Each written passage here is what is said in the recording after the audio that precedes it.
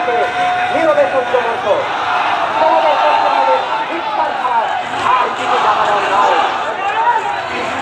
সংগ্রামী বন্ধুগণ, সহযোগিগণ, আমরা আমাদের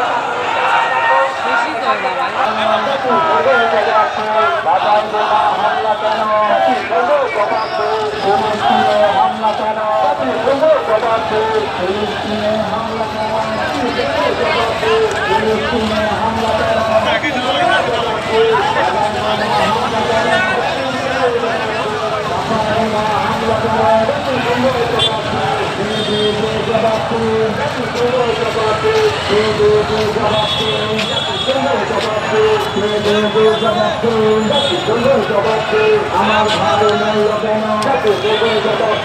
আমার ভাই মূল্য কেন আমার ভাই মূল্য কেন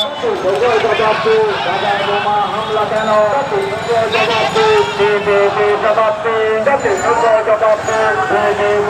বন্ধুরা, আমাদের পরিসর হয়তো সংক্ষিপ্ত, আমাদের ক্ষমতা হয়তো সীমিত। বন্ধুরা, আমাদের ক্ষমতা সীমিত, আমাদের পরিসর সীমিত, কিন্তু বন্ধুরা আমরা আল্লাহকে সাক্ষী রেখে এতটা বলতে পারি, হে প্রেস ক্লাবের জমি, তুমি সাক্ষী থেকো। আমরা আমাদের সংক্ষিপ্ত পরিসর নিয়ে জমিনে দাঁড়িয়েছি। ইয়া আল্লাহ, আপনি সাক্ষী থাকবেন। আমরা আমাদের এই সংক্ষিপ্ত পরিসর নিয়ে, আমাদের ছোট ছোট শিশুদেরকে নিয়ে আমরা এ জায়গায় দাঁড়িয়েছি। ইয়া আল্লাহ, আপনি সাক্ষী থাকবেন। আর রোজ হাসরের মাঠে যেন আমরা বলতে পারি, আমরা হয়তো ফিলিস্তিনের জমিনে দাঁড়াতে পারিনি, হয়তো আমাদের পা গাজার জমি স্পর্শ করেনি, হয়তো আমাদের পা রাফার ভূমি স্পর্শ করেনি, হয়তো আমাদের হাতের আঙ্গুল শত্রুদের দিকে ট্রিগারকে চাপতে পারেনি, কিন্তু ইয়া আল্লাহ, আপনি সাক্ষী থাকবেন। আমরা দাঁড়িয়েছিলাম এই প্রেস ক্লাবের ভূমিতে।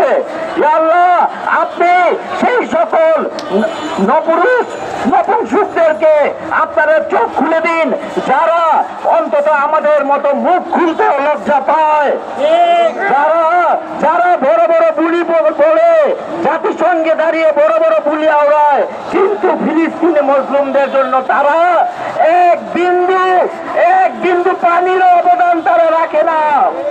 হে বন্ধুরা, আমরা কারবালার গল্প শুনেছি, কারবালার ঘটনা শুনেছি, কারবালার মর্মান্তিকতার ঘটনা শুনেছি, কিন্তু আমরা চোখে দেখিনি। আজ আমরা তাকাই ফিলিস্তিনের দিকে, আজ আমরা তাকাই গাজার দিকে, আজ আমরা তাকাই রাফার দিকে। আমরা কি দেখতে পাবো? সে একই চিত্রপট ইহুদি নাসারাদের দ্বারা আজকে আমাদের ছোট ছোট শিশুরা পানির হাহাকার করছে, ছোট ছোট ছেলে মেয়েরা বোমার আঘাতে প্রাণ হারাচ্ছে।